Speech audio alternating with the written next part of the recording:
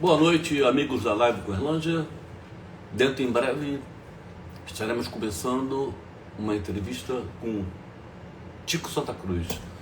Tico é uma figura muito interessante, eu conheci, me aproximei dele recentemente e com aquele preconceito todo que até eu mesmo, roqueiro de origem, tem. É um cara que tem uma cabeça muito boa, assim, um cara muito crítico, sério, tem aquele clichê de roqueiro, tatuagem e tal, mas é um cara que pensa o Brasil, pensa muito, e eu acho que ele tem um papel importantíssimo, porque eu acho que antes dele chegar ao Brasil, acho que um dos grandes problemas do Brasil é que virou o país da balada.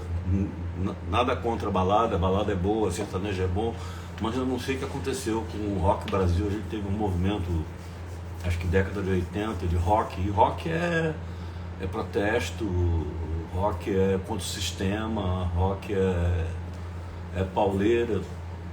Eu acho que ele, até os Detonautas, de novo, antes dele entrar aí, vocês estão me ouvindo bem?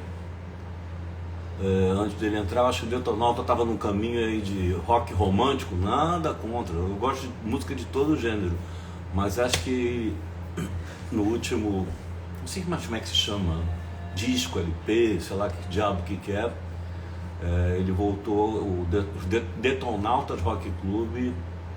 Valeu, Lilica. Você não respondeu o meu e-mail, tá? O meu WhatsApp sobre o Natal, tô falando isso publicamente. Muito feio você não respondeu o seu pai. Tá sendo obrigado a ouvir isso numa live. É uma coisa muito triste isso, um pai que fica sem resposta da filha sobre o Natal. Vou levar bronca por esse comentário, mas tudo bem. Tico, enfim, como alguns de vocês já sabem, eu sou deficiente auditivo, fiz muita pesquisa médica e científica mesmo, fui parar em áreas de... Álbum Laranja é uma homenagem ao álbum branco dos Beatles. Os Beatles têm um álbum branco e eles têm um álbum laranja. Eu fiz o dever de casa, mas eu estava falando que uma das conclusões que chegou foi que a minha perda auditiva não é de natureza genética e na natureza blá blá blá blá, nem pela idade, que agora eu já era para ter ficado surdo mesmo, mas eu fiquei surdo muito cedo. Até a conclusão que chegaram, eles perguntavam: você fazia tiro-alvo? Não fazia tiro-alvo. Você era músico? Infelizmente eu nunca fui músico, mas eu sou de uma geração que a gente botava, hoje a gente ouve earphone, era headphone, eram uns troços que abafava aqui geral, e a gente comemorava, né, nos encontros quando estourava a caixa de som. Então eu acho que eu perdi, assim, meu grande sacrifício em nome do rock and roll foi ter estourado os tímpanos, como se diz. O que músico hoje em dia não acontece muito, porque eles trabalham com tampões, sei lá como é que chama isso. Como é que é, Felipe? O que eles usam? Eu não consigo entender, que eles botam um troço para tampar o ouvido, mas eles conseguem ouvir a música. Você que é do ramo, que é baterista e é executivo da área de música, o que os músicos colocam para não ficarem surdos e ao mesmo tempo ouvirem a música? Laranja, quarto lugar e tal. Eu sei que você veio pelo Tico. Eu não tenho banda, não tenho... Muito obrigado, Romuleco. Estamos todos aqui pelo Tico, só está faltando o Tico. O Tico, ele teve algum problema biológico, vamos dizer assim, que ele só foi dormir ontem a Tico Lover. Parece até que acho que ele acabou o casamento dele, você poderia até se posicionar a respeito, ver se ele está no Tinder. Mas César, você era músico, você toca músico, eu nunca toquei, era só ouvir. Responde, Felipe, o que é que usa, que tampa os ouvidos? Não acho que tampa os ouvidos, acho que tampa de alguma forma, mas como é que tampa e consegue ouvir o que o cara do lado está tocando? Acho que o Tico não está ouvindo também. Mas eu estava falando que a gente estava conversando que ele teve algum revertério ontem à noite, que ele foi dormir às 4 da manhã. A gente só conseguiu falar no início da tarde para confirmar a live. Mas ele está me deixando... Não fico mais tenso não, porque se ele não entrar... Tem alguém que seja músico, que toque rock, mas ele vai chegar.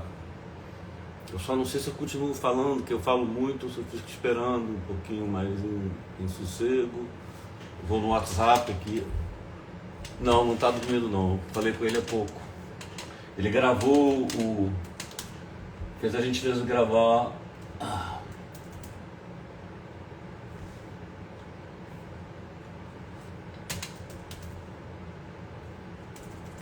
Eu acho também, ele acha que live deve entrar, como é que chama? De novo, vou perguntar pro Felipe, aquela banda que entra antes para fazer a abertura, do esquenta antes do show principal. Fala, Guto, boa noite.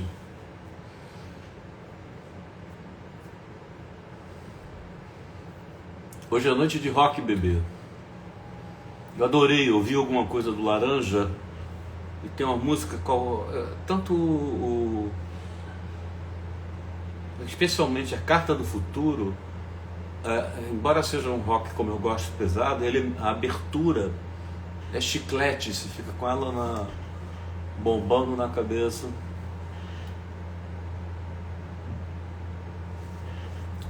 Vamos esperar. Secona Kid. Hoje eu sou muito rock, mas você, César, você toca instrumento, não toca? Eu acho que lá na área de grafismo, a Carta ao Futuro é um espetáculo. De grafismo, é o pitch, né? Que o pitch, a live vai ser no Instagram, não. Nós estamos no Instagram. Ocala 100. Não só vai ser, como será e é. O que acontece é que posteriormente, o que vem a ser depois de agora, eu mando a live no meu canal no YouTube. Aliás, aproveitando, eu preciso de mais inscrições no meu canal no YouTube. Se você entrar no famoso link da bio, você poderá se inscrever e você terá, além da entrevista com o Tico, que se é que ele... É uma banda, tinha uma banda que ele vai entrar em breve, além da entrevista com o Tico, nós já temos outras 102 entrevistas. Além disso, eu subi com várias entrevistas que eu fiz na década de 80. É muito interessante para você comparar pensamento de políticos ou de artistas da época com o de agora. Eu tenho uma área também de bastidores da notícia que eu estou até um pouco preguiçoso, tinha que escrever um pouquinho mais, mas eu fico... como é que eu vou dizer? Quando fala sobre bastidor, me dá a sensação de que eu parei de atuar e estou fazendo o levantamento arqueológico. Mas é engraçado relembrar, engraçado, algumas histórias são horríveis, mas é bom relembrar, mas eu estou com um pouco de preguiça. Vai ser o trabalho. Alice, você não me respondeu sobre o Natal, estou aguardando sua resposta sobre o Natal. Acho que ela saiu depois de eu ter feito essa cobrança. Tico, banda videográfica era uma coisa horrorosa. Era boa, mas eu me lembro que teve um espetáculo de fim de ano que eu fui vocalista. Você vai lembrar, agora duvido se você lembra qual foi a música que eu cantei. César Tatu, um dos melhores tatuadores que existe hoje no Brasil. Não sei porque se ainda tiver espaço no corpo do Tico, eu vou dar a dica. Qual foi a música que eu cantei no final de ano? Rômulo, calma, assim, daqui a um pouco... Acho que ele está até com vergonha de entrar com tanta declaração de amor. Se tem gravado? Então o que foi que eu cantei? Para provar que eu sou rock heavy. Fala, César, você não vai lembrar.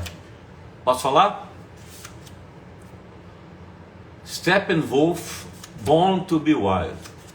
Eu ia até começar a entrevista, eu comecei do Heriberto Leão, que é outro roqueiro de primeira linha, colocando que ele faz o Jim Morrison numa peça incrível. Aliás, ele faz também o Raul. Born to Be Wild, exatamente. Eu ia botar, mas o rock que eu queria começar é um rock muito. Não, Rômulo, pode falar mais. Eu acho o amor uma coisa linda. Não precisa parar, não, por favor. Aliás, pede para ele aparecer, quem sabe você fazendo essas declarações todas, ele entre, porque ele está. Como dizia o Dr. Roberto, com quem eu convivi, ele não se faz em contra disso. Não está aparecendo. Mas o que eu estava falando? Born to Be Wild, Steppenwolf. É isso aí. Mas assim. Eu queria botar. Eu lembrei, eu sou disléxico, mas eu volto. A música que eu queria para colocar com a abertura. Tá. Clavícula quebrada por conta do acidente de moto. Imagina que você estava com a cara limpa, numa ótima. Uma moto, de vez em quando mesmo, a gente tranquilo, a gente se arrebenta. Voltando, a música que eu queria colocar de abertura, eu achava que talvez ele não conhecesse, que é o Gary Glitter, acho que é década de 60, se chama Rock and Roll. Ele tem duas grandes músicas, Rock and Roll 1, com vocal, e Rock and Roll 2, embora ele seja vocalista, ele não canta no Rock and Roll 2. Eu ouvia muito, duvido que aí a moçada conheça um conjunto chamado Slade. Tem um disco ao vivo que é assim, inacreditável. Jon Hendricks, você é parente do guitarrista? Cadê o Tico, caceta? Tô entrando. Acho que ele tá na maquiagem, fazendo mais uma tatuagem, tudo que rima com vadiagem. Mas Hendrix, você é parente do Jimmy? Meu pai botou meu nome, sensacional, gostei do teu pai. Mas você podia se chamar John Joplin, já pensou se ele gostasse mais da Janis Joplin? Mas tá falando assim, rock pesado pra mim é... Não, você vai querer entrar na... Vamos combinar, se você for bom guitarrista, a gente faz uma live com você. Mas assim, eu ouvia rock pesado. Gosto também do rock progressivo, sou de uma geração que depois do rock mais pesado eu curtia Gênesis, achava bem interessante. Mas assim, a grande banda da minha vida é Beatles. E se vocês forem pesquisar, assim, o que eu falo que o Beatles ele tem uma música para cada. O Jon Hendricks, desculpe minha ignorância, tipo, solicita.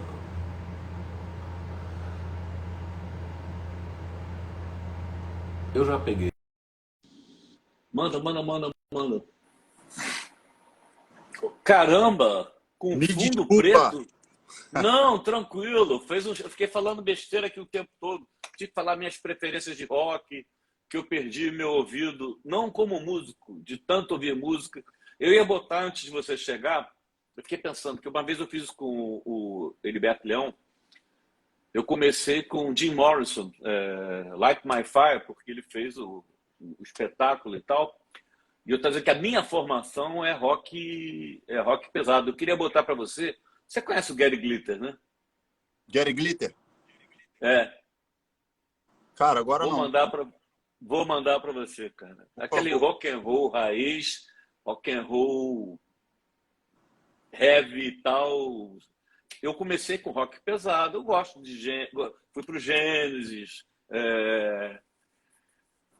E eu digo assim, mas a banda da minha vida, daqui a pouco eu vou te entrevistar, tá? A banda da minha vida é Beatles.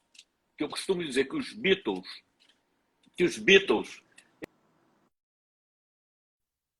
eles têm uma música de qualquer gênero para qualquer momento da sua vida.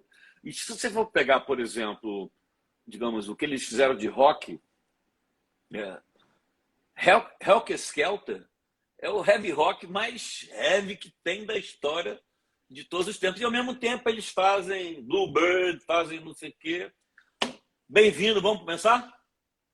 Obrigado, Luiz. Olha, primeiro eu queria me pedir mil desculpas, assim, eu me atrasei no meu médico, aí vim fazer um podcast que aí acabou passando um pouquinho aqui do tempo e eu sou uma pessoa super responsável com o horário, então eu queria me desculpar com você por 15 minutos aí que a gente atrasou, Não, Mas eu aí eu já, como você falou, quer falar de política e tal e vida, passa o seu check-up, tá tudo bem, tudo tranquilo?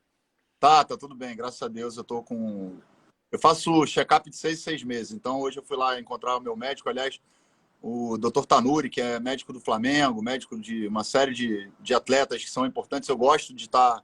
Já me trata lá há 10 anos, então é uma pessoa que sabe muito bem como é que funciona a minha vida na estrada, né? Que embora eu tenha Uhum. ficado aí 1 ano e 8 meses parado, tem um mês que eu voltei a trabalhar ainda de forma com os protocolos, etc., mas já pegando avião de um lado para o outro, van, carro. Então você tem que Eu estar sei como é que é. pegar o ritmo e agora a gente vai voltar com tudo, né? Você é Flamengo? Não sou Flamengo, não. Tanto você não é Flamengo que eu marquei inadvertidamente. O Flamengo está jogando nesse momento. Para mim é Beatles, depois é Flamengo. E eu mantive a nossa live. Já está ganhando de 1-0 do Chapecoense. Tico, Ah, aqui tem um pedágio que eu sei, muitas pessoas sabem, mas não apareceu do nada. Sua origem, sua família. Sempre tem que todo mundo falar isso. Como é que você surgiu no mundo, família e tal, descoberta de vocação? Conta aí. Arquivo confidencial.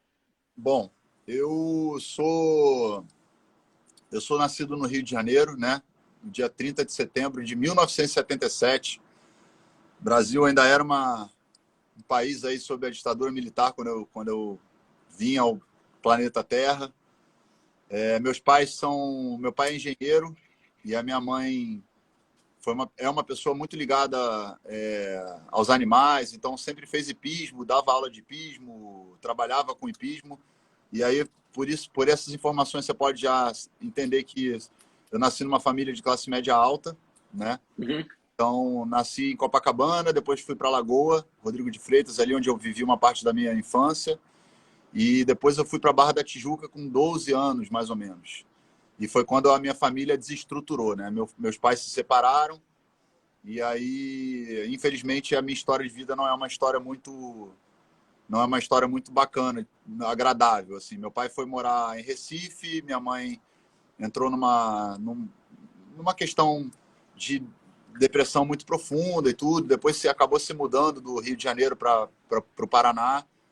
E eu vivi uma vida meio que longe dos meus pais, circulando cada hora num lugar, um pouco na casa da minha avó. Fui adotado por uma família com mais ou menos uns 13, 14 anos, que é uma família por quem eu tenho um carinho imenso, que é a do Wagner, a minha tia Josi, tio Álvaro, Vinícius, Janaína, que são os meus irmãos aí, que eu considero os meus irmãos até, né?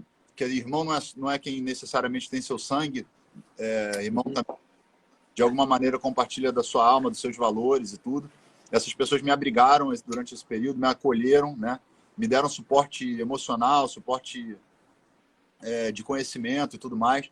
É uma família de que o pai é negro e a mãe é branca, então aprendi muito a respeito desses meus valores, a respeito dessas questões sociais e questões sobre racismo e questões que eu vivenciei assim, como observador, né, do ponto de vista. Esse meu irmão Wagner, ele é um homem preto, era um garoto preto na época, então a gente dividia as escolas e os lugares onde a gente ia. Normalmente ele era o único preto dentro do ambiente, então a gente conviveu muito com essa questão. Isso me fez também formar a minha visão sobre a questão da sociedade, sobre as questões que eu até hoje defendo, as bandeiras que eu levanto, e foi ele que me ensinou a tocar violão também. Então, se eu sou músico hoje, aprendi a tocar violão, enfim, e tenho uma carreira artística, foi porque ali naquele ambiente, eu, além de ter aprendido a tocar violão, eu conheci outros artistas que se tornaram artistas que na época estavam começando, como o Gabriel Pensador, o MV Bill, o Mr. Catra, falecido Mr. Catra, e outros tantos que a gente conviveu no meu período de adolescência. Então, essa mais ou menos é a minha base de formação, de crescimento, onde eu queria ser ator no primeiro momento, mas depois eu vi que eu não era um bom... não conseguia interpretar muito bem, vamos dizer, e aí a música foi que me salvou. Você falou, eu nunca tinha, quando eu combinei com você que eu não ia falar sobre vida, eu ia falar sobre uma porrada de coisas, mas como você falou, falar sobre vida, eu não costumo fazer isso nas minhas entrevistas, mas eu vou fazer com você, tá? Você se incomoda? Não, de forma alguma, fica à vontade. Vamos lá. Se outro dia você falou que tem que, depois não é que não interessa, que você tem sexualidade fluida. Rapaz, Que isso aí Isso aí foi uma coisa muito, assim, eu tô achando, eu acho graça pela forma como aconteceu. Mas, por outro lado, isso aí foi uma questão que aconteceu vindo de uma fake news, né, distribuída por grupos, que são grupos, enfim, que sistematicamente tentam, de alguma forma, me atacar ou criar algum tipo de mal-entendido ou de algum tipo de problema para mim. Só que, nesse caso da sexualidade em si, não é um problema para mim, porque eu sou uma pessoa muito bem resolvida sexualmente. Então, quando se falou de sexualidade fluida, na minha ignorância, eu não sabia exatamente do que se tratava. Eu estava achando que a sexualidade fluida era uma pessoa que não era reprimida, né? Logo, ela era fluida, era uma pessoa bem resolvida, era uma pessoa que, como eu sou, que eu não tenho nenhum tipo de problema com absolutamente nenhuma questão de sexualidade ou de orientação. Eu sou um homem hétero, cis, porém, nesse momento em que esse negócio foi divulgado, eles diziam que eu era um cara andrógeno, que de dia eu era o Tico Santa Cruz e de noite eu era a Xana, e que eu era uma pessoa de sexualidade fluida, etc. E eu falei, olha, se vocês estão tentando me atacar pela minha sexualidade, vocês erraram o alvo, porque isso aí Não não incomoda. eu sou muito bem resolvido, e se a sexualidade fluida é poder fazer aquilo que a gente tem vontade, amar as pessoas que a gente ama do jeito que a gente quiser, etc., então a minha sexualidade é fluida. E aí, no dia seguinte, eu recebi uma ligação de duas pessoas, o AD Júnior e a Helena Vieira, que são pessoas do movimento LGBTQIA+, o AD também é do movimento negro e tal, porque deu uma repercussão muito grande e eles tinham me perguntado, vem cá, mas você sabe o que é sexualidade fluida e tal? Aí eu falei, mas não é isso que eu falei agora, né? De a pessoa que não tem repressão, que não tem nenhum tipo de problema. Ele falou, não, cara, não é bem isso. Não. Coisa, exatamente. Só que para não entrar na polêmica e não ficar criando mais coisas em relação a um debate que eu acho que tem que ser feito com muito cuidado, né? Quando a gente trata a questão de sexualidade e gênero também, eu não desmenti. Eu falei, tudo bem, não tem nenhum problema. Se as pessoas acharem isso de mim, e se porventura algum dia eu vier a ter algum tipo de atração por alguém do mesmo sexo ou não, enfim, eu não teria problemas para assumir isso publicamente, né? Mas eu sei dos meus privilégios e sei por que eu não teria problema. Se fosse outra pessoa, com certeza teria problemas. Como diria o Jair Rodrigues, você sabe que ele deu uma entrevista, sei lá, um tempão, dizendo que quem trouxe o rap para o Brasil foi ele, com deixa que diga, que pensa, que fale. Então deixa que diga, que pensa, que fale e vamos embora. Segunda pergunta, bem pessoal. Eu até alguns anos, eu era muito preconceituoso com tatuagem. Muito, muito. Era o seguinte, mexer no corpo e tal, não sei o quê. Até que eu fiquei com uma cicatriz aqui, tirei um quisto, e ela parecia a marca do Zorro. Isso me irritava pra caramba. Aí eu vi que dava para fazer um troço aqui de 6 pernas. Eu tenho 6 filhos aqui, é como se fosse uma seta. Então não sou mais preconceituoso. Mas no rosto, cara, você não acordou nenhum dia e olhou assim, caramba, tô arrependido, quero tirar. É definitivo, né, cacete? Não, de forma alguma. Essa sua tatuagem que eu olhei aí agora, na verdade, ela me pareceu quase que um composto químico, né? É quase uma molécula. E né? É uma seta, né? É uma seta, né? Leonardo, Júlia, Alice, Marina, 6 filhos. Mas só tem. Ela era metade que tinha ficado como chama? Uma cicatriz branca. Eu olhava marca do Zorro em mim, eu sou mais para marcar do que ficar marcado. Aí um dia minha filha foi botar um piercing e eu fiz. Mas eu te confesso, né? Estou acostumado a te ver, tudo bem. Mas nunca bateu um arrependimento assim, essa aqui não ficou boa, essa aqui não está legal? Não, ao contrário, eu sempre quero fazer mais, assim. Inclusive, em breve eu vou abrir um estúdio de tatuagem aqui no Rio de Janeiro. E aí, quando tiver o estúdio aberto, eu vou te convidar lá para você fazer mais uma tatuagem, para você começar a ficar mais rabiscado. Porque... Não, eu vou fazer no outro pulso, no outro pulso. Boa. Não, então você já levantou a bola. Que eu andei por aí, que você é empresário. É isso? Estúdio de tatuagem? Exatamente. Eu tô abrindo. Acertei. E aí, o nosso estúdio vai ser um estúdio de tatuagem, vai ser um estúdio de piercing, tatuagem e algumas outras questões relacionadas à estética ligadas a nessa área, né? e a gente vai abrir um pub também na parte de baixo. Então é uma coisa que eu estou falando aqui em primeira mão, nunca falei para ninguém, ainda estava... Furo da live com a Erlândia. Exatamente, porque Ó, a gente... tá aqui embaixo César Tatu, não sei se eu vou falar que também é músico. Ele era da equipe de design da minha época, quando eu também tinha sobre a minha área, Hans Donner, Pitt e tal, não sei o quê. O cara é foda. Se você for montar a equipe, eu vou juntar vocês dois. O César tem um estilo que é mais gótico. Mas você tem muita coisa gótica também, né? Mas ele tenho uma tatuagem. Ele é um artista da... Ó, ele está dizendo para você ir fazer tatuagem com ele. Mas vale a pena você conhecer, porque é um puta de um ator. Ainda artista. César Tatu. E aí, mas abre e quando? Aí, Luiz, o que acontece é o seguinte, tipo, eu cada vez mais, hoje, por exemplo, quando eu vejo uma foto minha, quando eu vejo um vídeo meu, eu me sinto mais eu, assim como eu sou hoje, com o rosto todo tatuado, da minha maneira de ser, etc., do que antes, entende? Então eu acho que a tatuagem, para mim, ela está muito ligada com a minha identidade, de como eu me vejo nesse planeta, né? Então é a minha forma de me expressar, não só falando e nem só escrevendo, mas existindo também como ser humano, como indivíduo, com a minha individualidade, com as minhas peculiaridades, etc. E a tatuagem representa isso para mim. Então eu adoro as minhas tatuagens. Quando eu faço o rosto, é porque realmente eu já estou tão imbuído nessa situação de encontrar, né, essa forma que eu quero encontrar aqui dentro desse planeta, que eu vou buscando através dos desenhos. O problema do pub é o cara encher a cara e chegar lá em cima e escrever "Mamãe, te amo" e chegar em casa. Mas a gente vai tomar Olha só, outra coisa que você... Não, quem não pode beber é o tatuador. Outra coisa assim, de vida pessoal. Você é um investidor em maconha? Sim, eu tenho um investimento num fundo de ETF, né, que é um fundo que você tem que investir aqui no Brasil para você poder levar esse capital, no caso, para empresas ou indústrias que estão trabalhando no Canadá, nos Estados Unidos, em países que já têm as suas políticas lá legalizadas, né, dentro do que está proposto pela lei de cada país, né? E eu acho que a cannabis ela não se trata só de uma planta que trabalha só com a parte recreativa, né, da galera que fuma. Medicinal. Ela tem toda uma parte medicinal e toda uma parte orgânica, do modo geral, até de produtos e coisas autossustentáveis e que são bastante promissoras e que eu entendo que seja um bom investimento, assim, pelo menos para mim, né?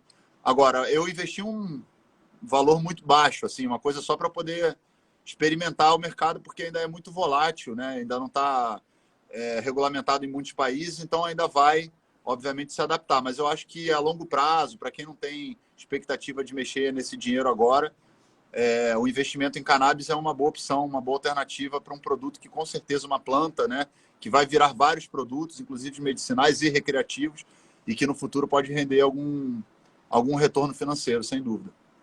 Você deve saber tão bem quanto eu que o discurso repressivo moralista tem por fundo um grande lobby da indústria farmacêutica para impedir o cultivo doméstico. Não sei se está aí o Petraglia, que ele chama que é um ativista canábico, que se você em casa com 3 pés de maconha, você produz o canabidiol num custo de R$80 por mês e hoje é obrigado a comprar em farmácia por 400, 500, 600 reais. A indústria farmacêutica é danada. A última pergunta pessoal, tá? Aí depois vamos para a pauleira. Eu vi casamento de 20 anos que acabou. Eu estou no meu segundo casamento, que está com 20 anos, meu primeiro acabou com 17. Não é uma sensação de cachorro quando cai de mudança? Como é que você está com essa história? Eu quase nunca falo a respeito das minhas questões privadas, assim, eu sempre resguardei muito a minha família, né, ao longo desses 20 anos. Aí meu filho tem 20 anos, né, minha filha tem 13, e eu sempre resguardei muito toda a minha família, porque a gente que é pessoa, nós que trabalhamos com público, etc., a gente fica muito exposto e existe uma indústria, vamos dizer assim, né? Que trabalha em cima da questão pessoal, privada, das pessoas, etc. E eu sempre optei por manter isso bastante com muito cuidado e tudo.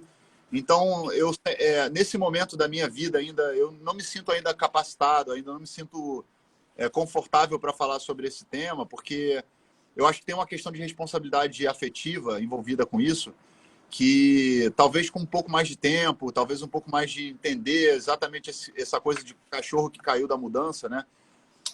Para poder articular melhor o pensamento a respeito desse tema. Ainda é tudo muito recente, eu ainda estou passando por uma fase individual e uma fase ainda de adaptação coletiva também dessa família, porque a família não acaba nunca, né? Agora, obviamente, não existe o casamento, mas a família continua, os filhos estão ali, os nossos filhos, etc. Então, a busca é para que os nossos filhos e que, obviamente, a nossa admiração, o nosso respeito, o nosso carinho seja mantido dentro desse novo ciclo e, obviamente, a gente manter o respeito um pelo outro nos ambientes públicos e nos lugares onde a gente frequenta, porque, claro, eu sou uma pessoa conhecida, ela também é uma pessoa que, obviamente, se tornou conhecida. Então, cada um viver a sua vida da forma que quiser, com a liberdade que tem, né, por esse momento. Mas eu acho que, com o tempo, a gente vai poder entender melhor e visualizar melhor o que acontece, né, nesse período, para que a gente possa caminhar de forma responsável e sem deixar atingir de forma alguma o carinho e o respeito que a gente tem.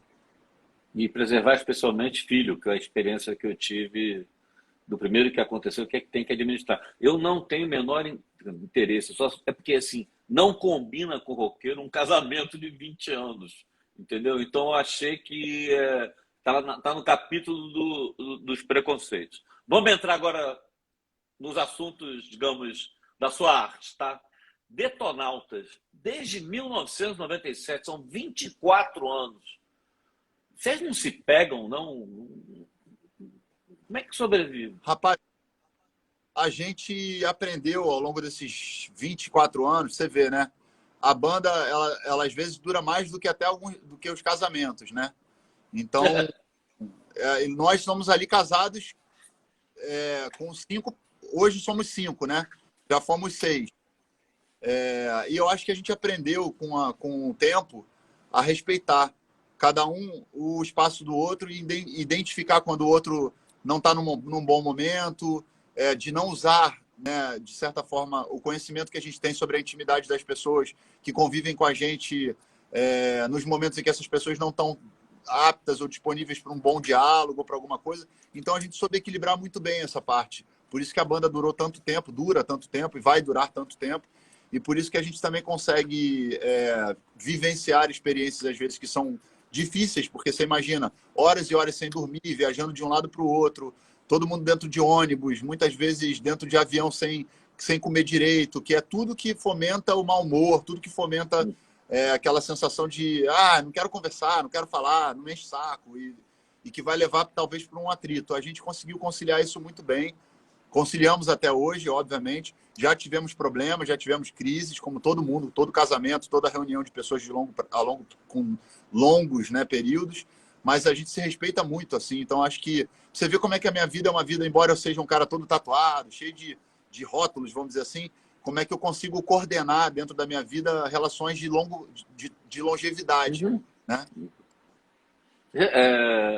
Isso traduz em querer te julgar positivamente, firmeza de posição, bom caráter, respeito aos outros. Antes de você entrar, eu estava dizendo assim que eu tinha perdido meus ouvidos, a minha audição ouvindo rock pesado e tal, blá, blá, blá, e que eu dizia que o grande problema que eu acho no Brasil, além de alguns governantes, digamos assim, é que o Brasil virou... Eu adoro eu gosto de boa música, pode ser sertaneja, valsa, samba e tal, mas assim, o Brasil parou, não faz mais rock. Todo mundo faz balada. E eu vou até dizer o que eu fiquei ouvindo.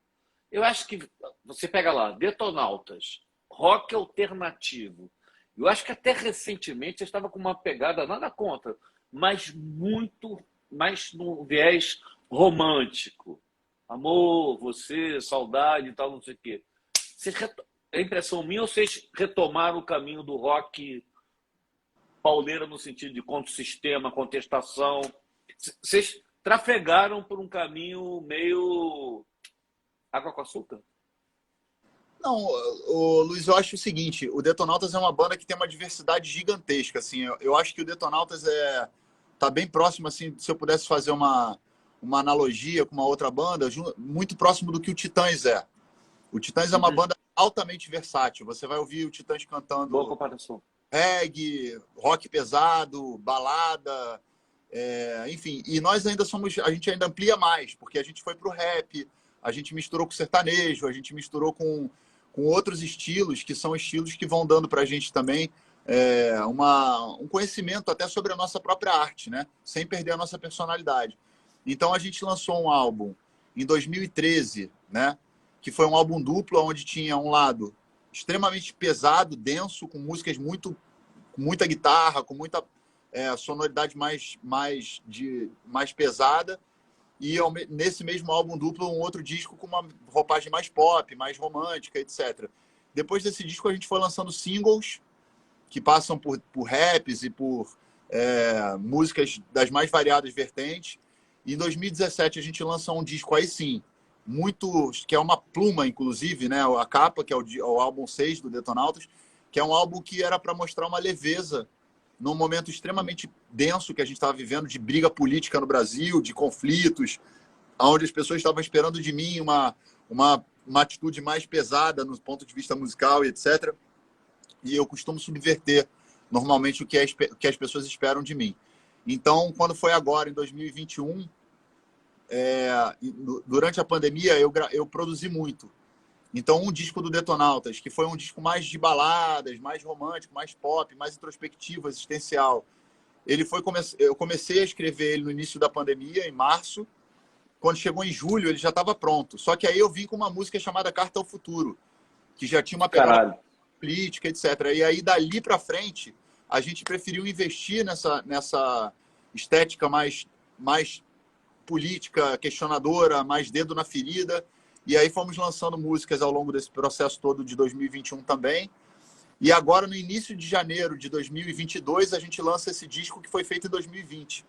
Então, a gente vai mesclando, na verdade. A gente lançou esse disco Laranja, que é um álbum de porrada mesmo, um álbum que vai ser um documento histórico. Eu tenho certeza que ele é um documento histórico, porque eu acho que em 2054, quando alguém for pegar para saber o que estava acontecendo no Brasil, pega o disco. Muito bom. Música. E esse próximo disco que vem agora em 2022 é um disco que fala dessas questões que a gente vivenciou ao longo da pandemia. Então ele vai mesclar um pouquinho mais com assuntos mais existenciais, mais românticos e talvez numa levada mais leve. Mas a gente vai misturando com todo mundo, cara. A gente gosta de fazer música, né? Na verdade. Não, eu fiz só uma provocação. O Carta ao Futuro é uma coisa impressionante. Ele é uma batida pesada, eu não vou saber reproduzir, mas eu fiquei hoje ouvindo várias vezes e tal. O início instrumental, ele é meio um chiclete.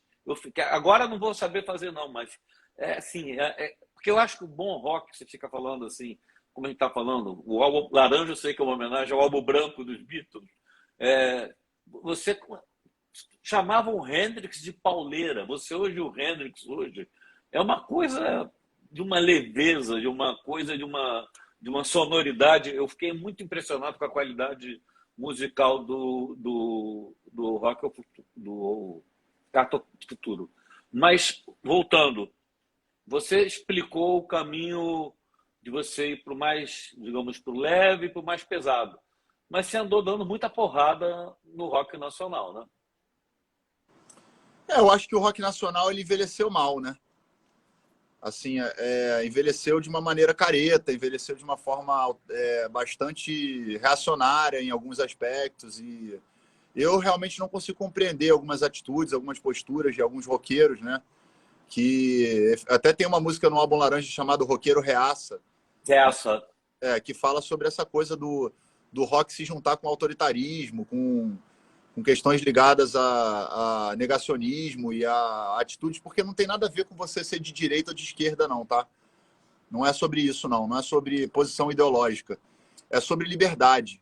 É sobre questionar. É sobre verificar que tem uma coisa que não está legal e você criar uma arte que possa acessar as pessoas e fazer com que elas se questionem também a respeito disso.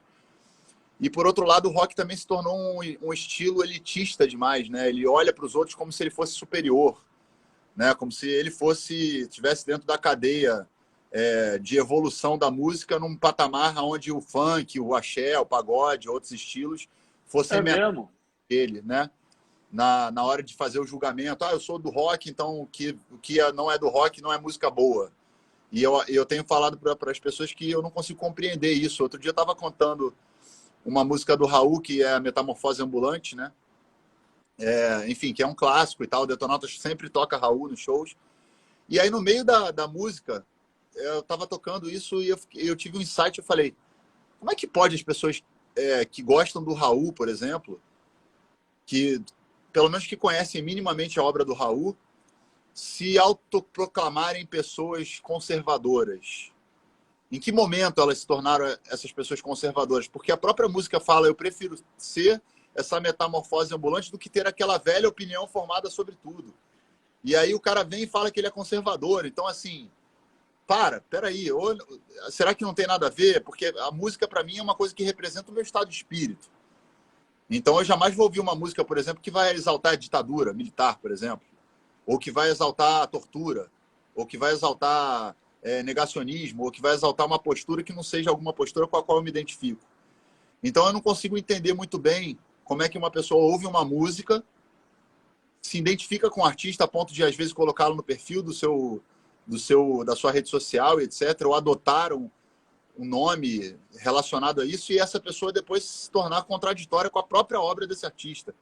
Né? O cara ia assistir, por exemplo, o Roger Waters no Maracanã, ou no Pacaembu, ou sei lá onde, e vaiar o Roger Waters, porque o Roger Waters está se colocando de uma maneira que ele sempre se colocou na época do Pink Floyd, e da época que sempre escreveu músicas a respeito de temáticas que são abordagens que falam sobre política. Né? Então fica meio...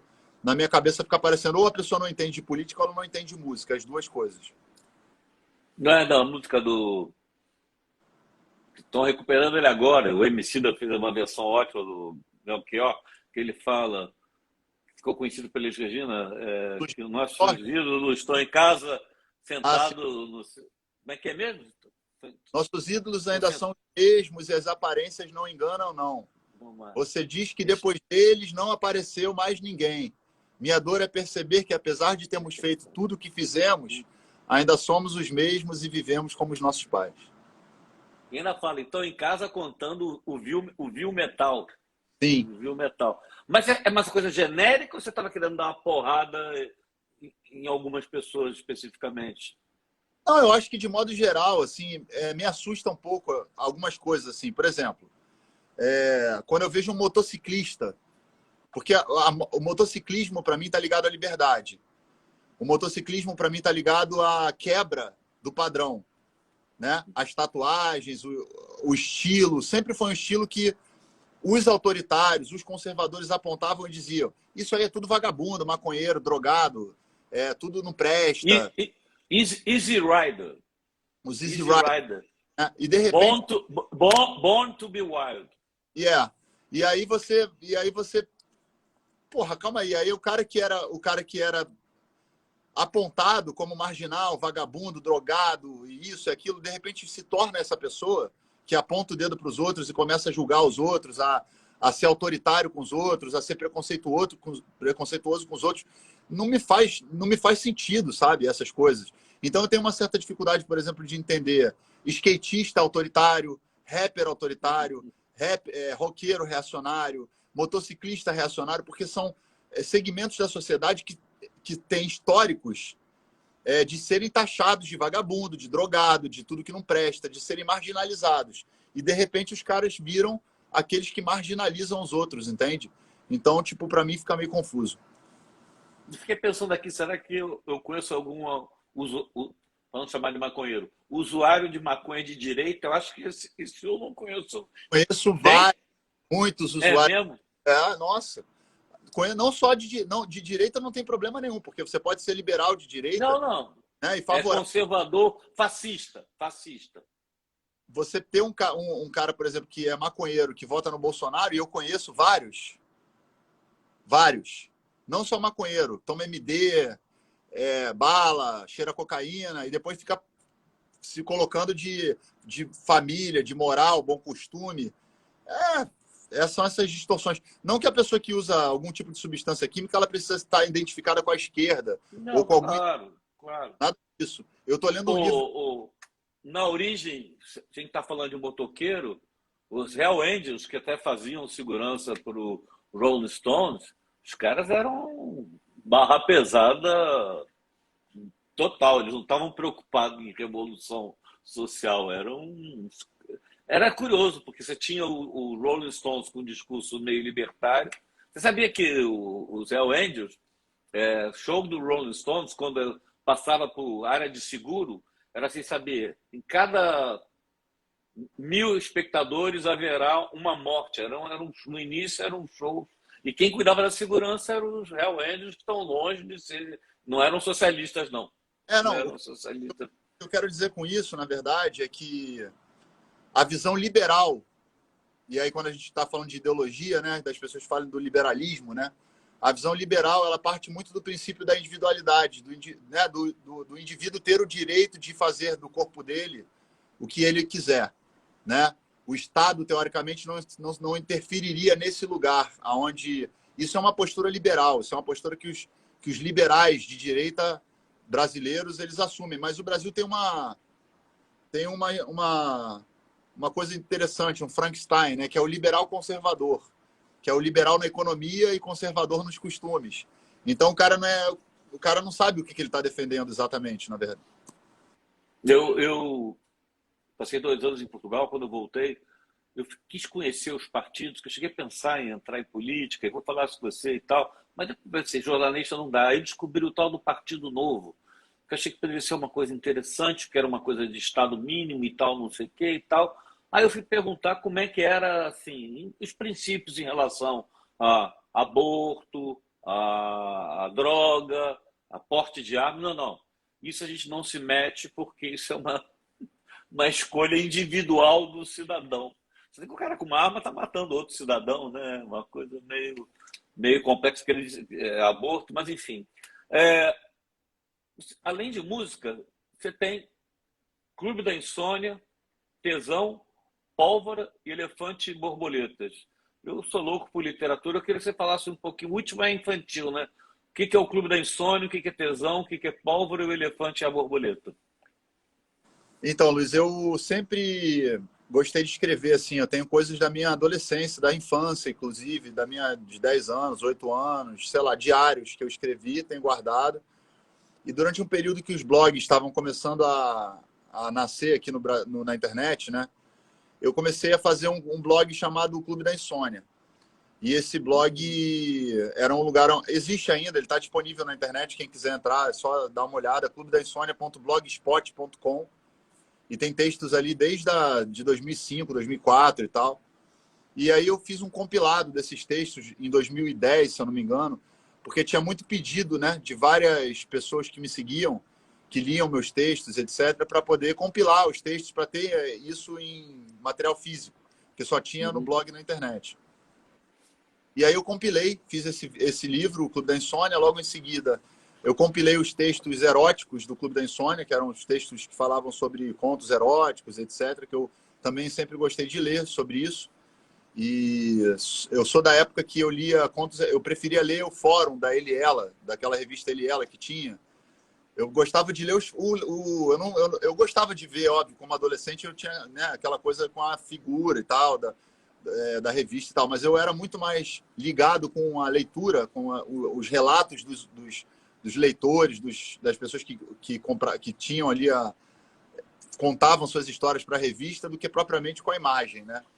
E aí eu escrevi esse livro de textos eróticos e tudo. Depois eu lancei o Pólvora, que é uma história policial, é um livro que foi, inclusive, o Mário Prata, encontrei com ele numa oportunidade que a gente teve em Ouro Preto, numa feira literária, e aí eu entreguei para ele o livro, assim, tipo, toma aqui meu livro, tal, num jantar, assim, nunca imaginei que ele fosse ler o livro. ele não só leu o livro, como ele apareceu lá em Florianópolis, numa sessão de autógrafos, como se ele fosse uma Que pessoa, bacana. uma entidade literária, né? E foi lá, entrou na fila, e eu tô olhando uma pessoa na fila, falei, nossa, mas é o Mário Prata que tá na fila? Aí ele se aproximou e aí veio, Tico, você podia me dar um autógrafo aqui no livro? Eu falei, calma aí, cara, para com isso, pelo amor de Deus. E, enfim, ele acabou dando as aspas desse livro, né? Ele escreveu umas aspas para esse livro, que é uma aspas pequena. Ele escreveu simplesmente genial. Então, para mim, ter uma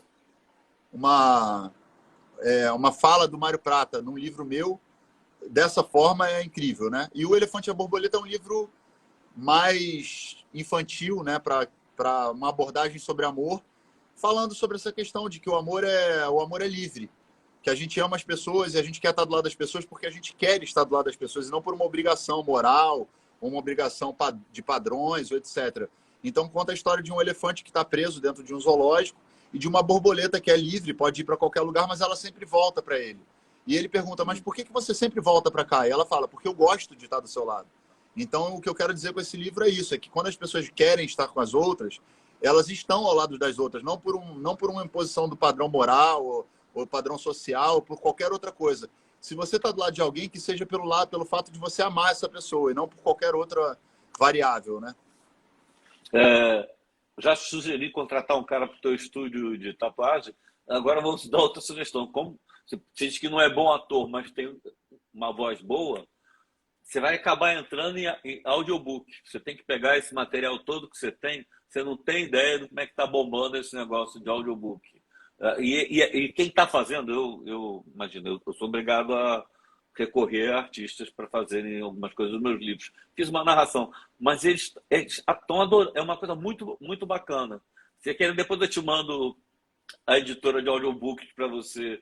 É muito, ouvir é engraçado. Nada, eles fazem papel e fazem em áudio. É muito interessante. Vamos para chapa crente? Vamos lá. Governo Bolsonaro, o Brasil como é que está hoje? Qual é a tua visão? Olha, eu acho que a gente está vivendo uma situação extremamente crítica, né, em todos os aspectos. Estamos aí tentando vencer essa etapa da pandemia agora. Graças a Deus, o Brasil é um país que é um país que historicamente tem essa relação com a vacina, né, de se vacinar, de procurar os postos. A gente tem o SUS, que é uma potência vacinal, que dá para a gente a capacidade, por exemplo, de estar agora, nesse momento, começando a imaginar que estamos indo para o final de uma pandemia, para um controle maior da pandemia, graças à vacina, graças aos pesquisadores, aos cientistas, às pessoas que acreditam na ciência, né? Porque se fosse depender efetivamente desse presidente, a gente ainda estaria tomando cloroquina e morrendo milhares e milhares de pessoas todos os dias. Então, mostra que, de fato, a vacina está dando resultado e é o único caminho para se sair de uma pandemia. Agora, nós temos um problema grave hoje no Brasil, que nós temos aí interesses dos mais variados, escusos, né? Dentro do Congresso Nacional, se alimentando da fragilidade de um político que não tem nenhum profissionalismo, que não é uma pessoa com competência. Que não é profissional. Profissional. Que é uma pessoa que não tem competência nenhuma para estar no cargo que está, na responsabilidade que tem, sujeito, obviamente, a todas essas fisiologias que já existem no Congresso Nacional desde sempre, mas totalmente rendido a elas, né? Quer dizer, despachando emendas ocultas, bilhões e bilhões de reais, que é o que é chamado de mensalão. É o mensalão que a gente está vendo aí com outro nome, na verdade. Usam outro nome porque querem, não sei, com qual objetivo. Isso eu fico muito irritado quando eu entrevisto pessoas ligadas ao PT, assim, mas começou com o Fernando Henrique. Eu quero que se foda se começou com o Fernando Henrique. Continuou no PT e está continuando agora. Assim, o problema não é nem de partido, é da classe política, que, na verdade, são profissionais da política, não são políticos, né? É uma coisa muito ruim isso. O sistema, né? O sistema do Brasil é um sistema... O Brasil é um país muito complicado, né? A gente é uma colônia de exploração que foi entregue aí... Até hoje a gente tem capitanias hereditárias. Se você for pegar o Congresso Nacional, você vai ver que boa parte dos deputados que estão ali presentes, na sua grande maioria homens brancos, que já estão ali há muitos anos, passando de pai para filho, como capitanias hereditárias dos seus cargos. Então, a gente tem um problema sistêmico que é enorme e que, quando a gente cai na mão de uma pessoa incompetente, como é o caso do Bolsonaro, dá essa tragédia que a gente está vendo, com gasolina a R$ 8, dólar acima de 5, inflação batendo 10, 600 mil mortos. As pessoas, em vez de conseguir parar um pouco para poder conversar, dialogar e etc., estão brigando, se degladiando nas redes sociais, a violência aumentando sistematicamente.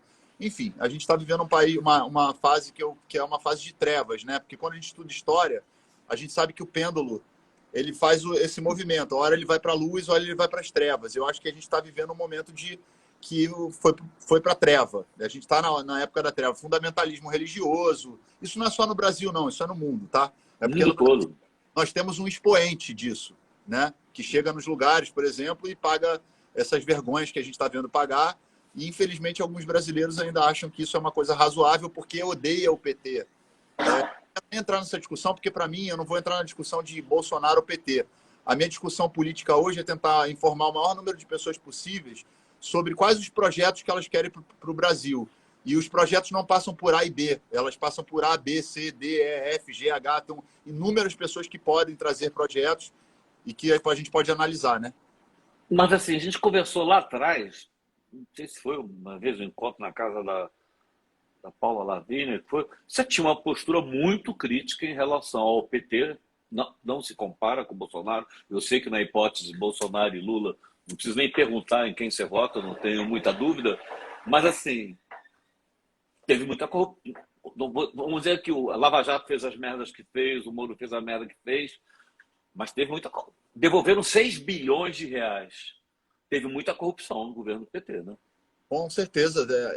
Se a gente fizesse uma Lava Jato para cada governo que teve aí, uma Lava Jato não, porque a Lava Jato foi um partido político, né?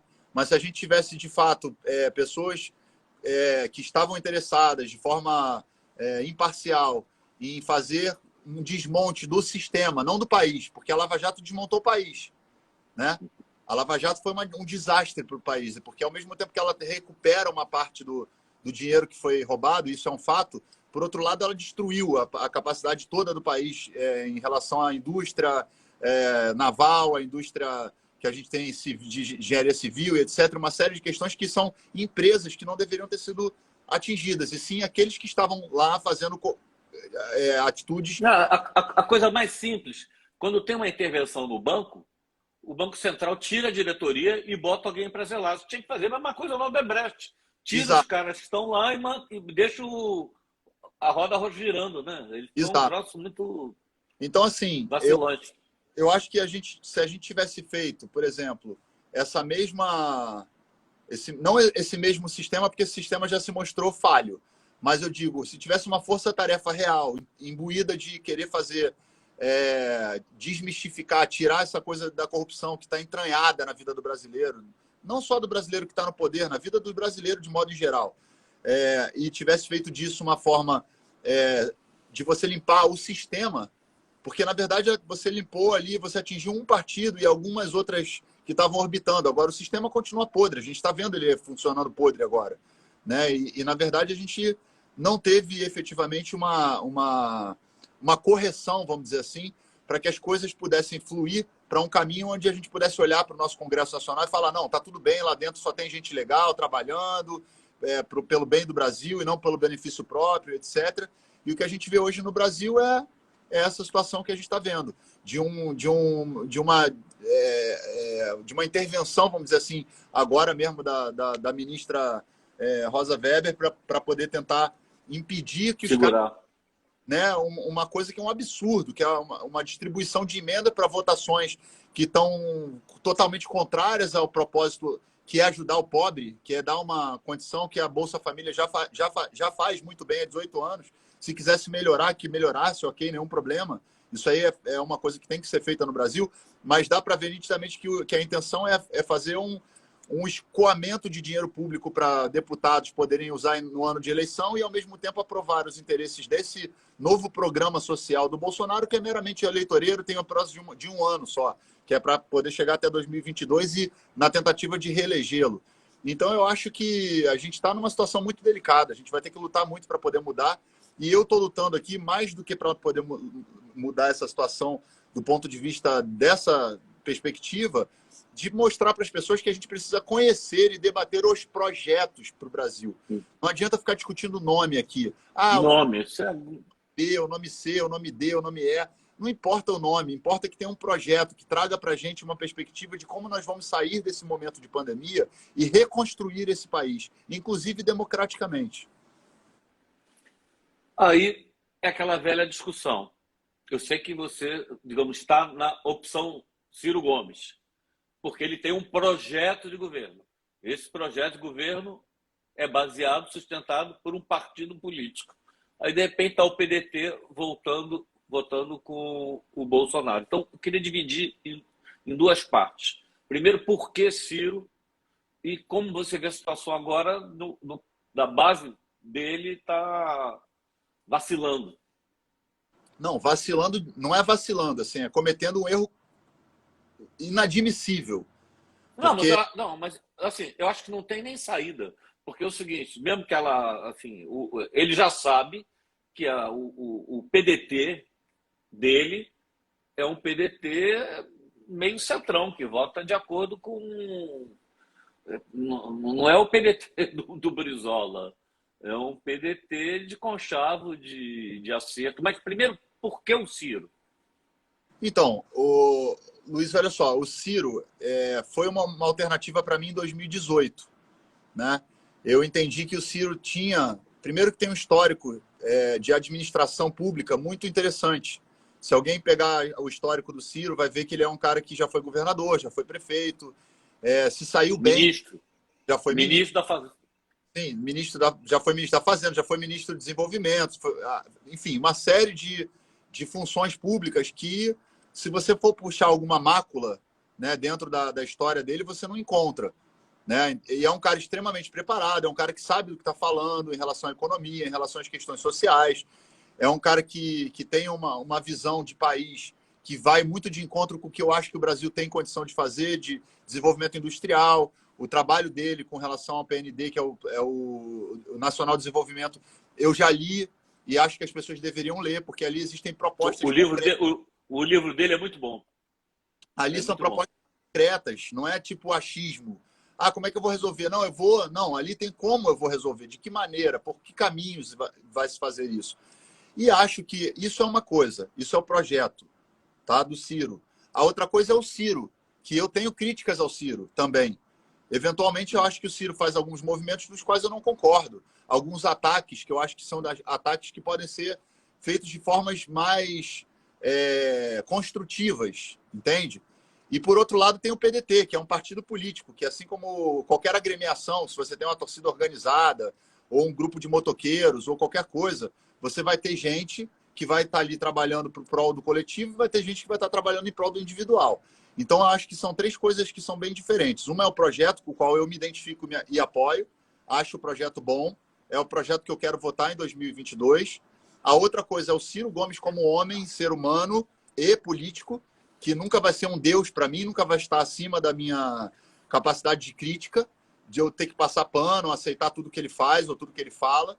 Eu não sou esse tipo de pessoa e nem quero que as pessoas que, enfim, com as quais eu compartilho as minhas opiniões políticas sejam pessoas que vão dizer amém para tudo que o Ciro fala, para tudo que qualquer político fala. E a outra questão é o PDT, né? O PDT é um partido que precisa, de fato, demonstrar, pelo menos da sua forma institucional, a que vem.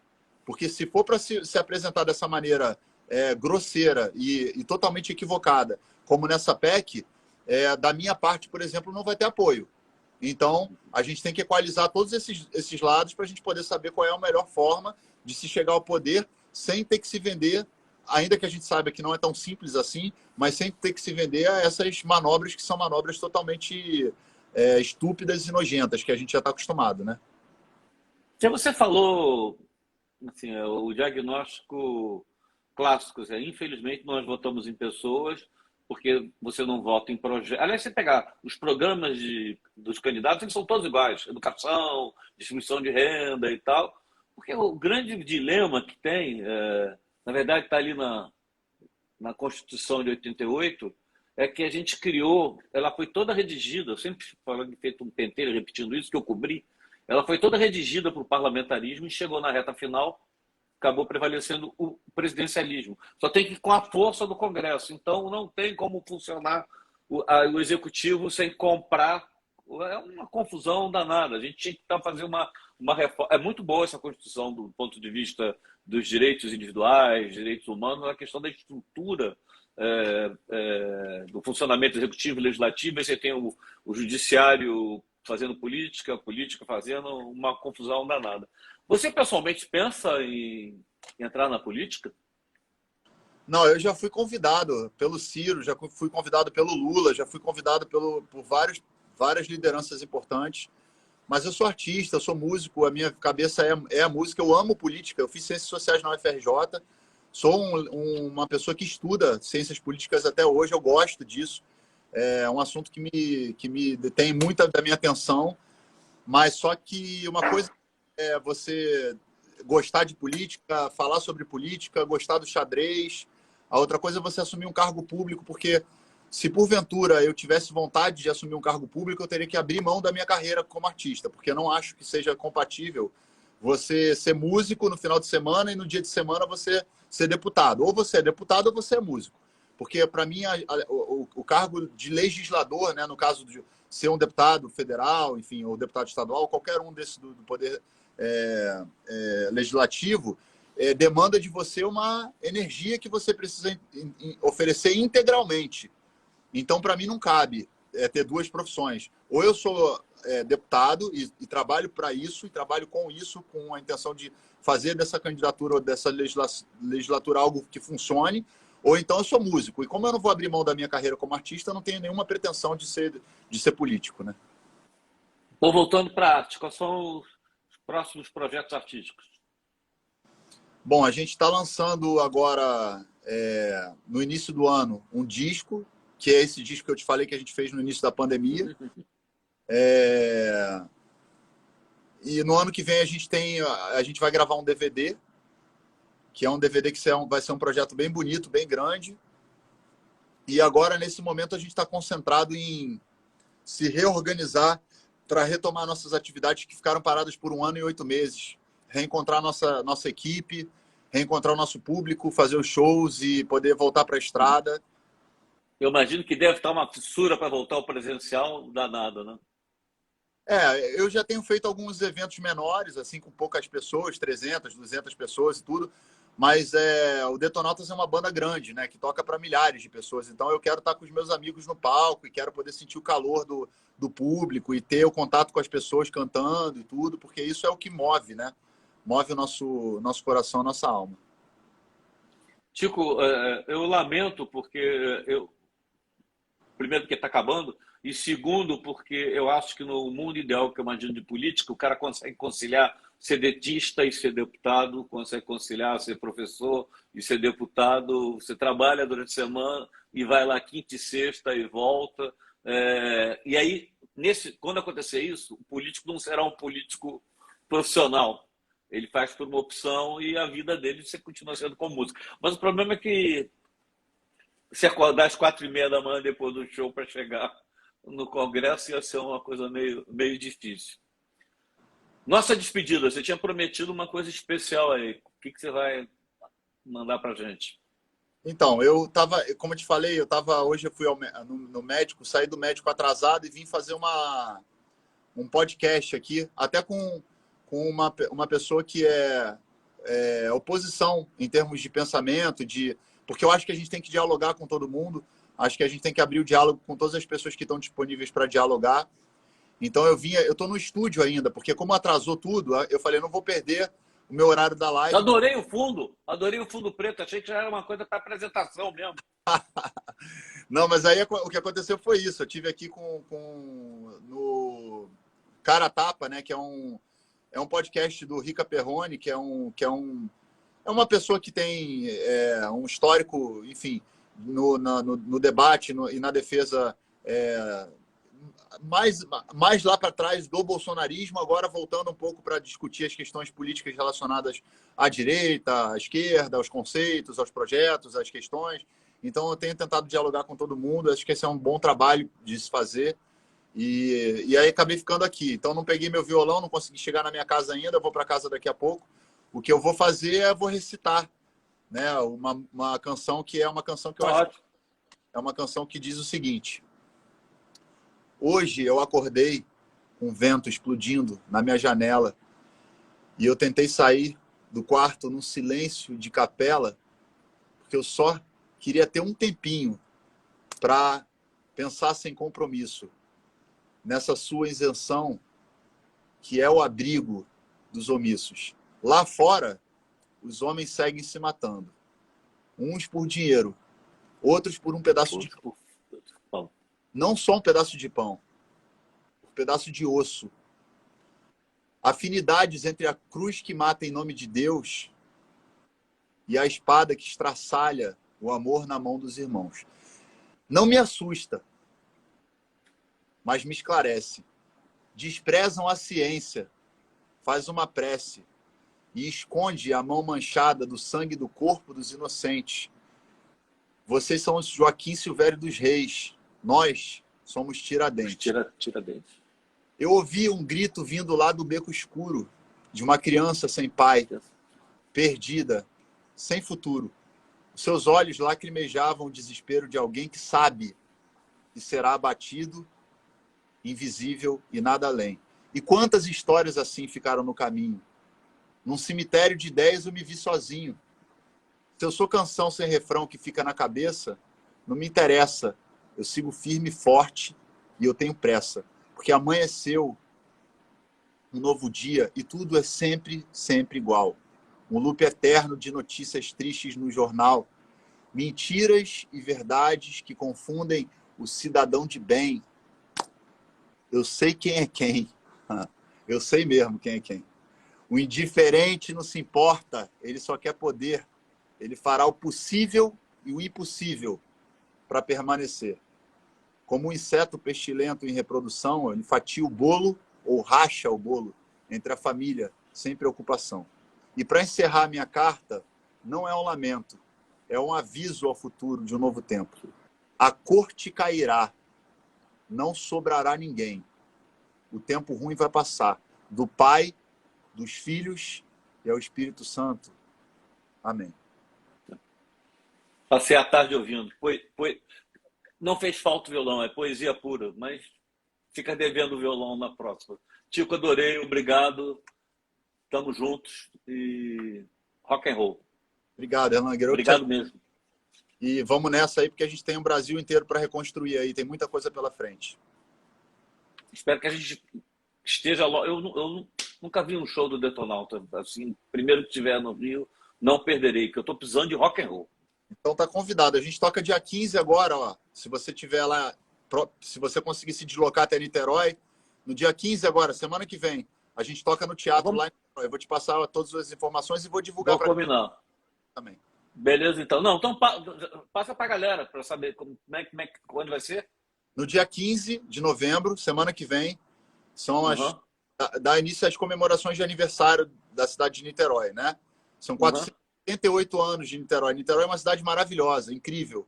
E o Detonauta está no teatro. Eu só não tenho agora o nome do teatro certinho, depois eu vou colocar aqui na minha página. Às 21 horas. É um show para poucas pessoas, porque ainda temos essas restrições. Então, quem quiser, fica de olho aí, porque a gente vai estar de volta. Vai ser o primeiro show do Detonautas após a pandemia. Eu sou muito chato com isso. Você vai vir só com música nova ou vai mexer com tudo? Repertório completo e as músicas novas também.